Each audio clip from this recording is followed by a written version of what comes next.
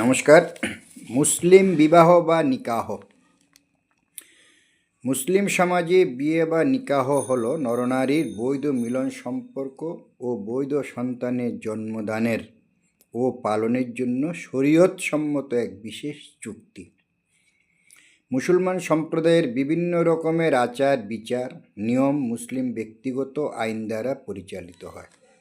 এগুলিকে শরীয়তি আইন বলা হয়। শিয়া মুসলিমরা ইতনা আশারি মতে নিকাহ করেন, সুন্নিরা করেন হানাফি মতে। এছাড়াও মুসলিমদের আরও ভাগ আছে।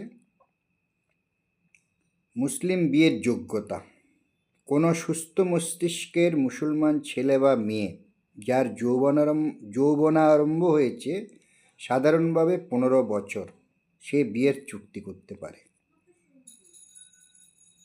মুসলিম মেয়ের বয়স 15 বছর হলে এবং রাজদর্শন হলে বাবা মায়ের অনুমতি ছাড়াই বিয়ে করতে পারে।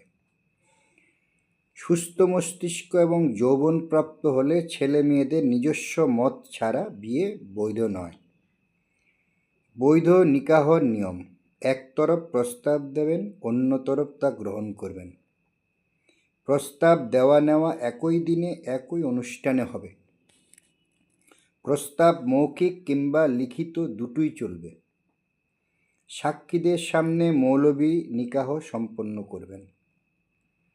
ইচ্ছা করলে নিকাহ রেজিস্ট্রি খাতায় বর কনে ও সাক্ষীদের নাম লিখে মৌলবি সকলকে সই করাবেন। এর পরবর্তী এপিসোডে আমি বিচ্ছেদ বিষয়ে জানাবো। এটা শিশু মহিলাদের আইনি অধিকার ও সুরক্ষা।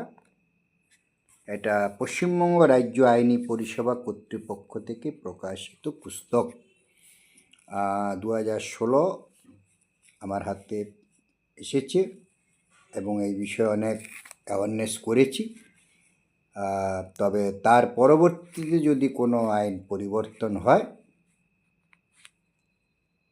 সেটা লক্ষণীয় বা পরবর্তী দেখে নিতে হবে। নমস্কার।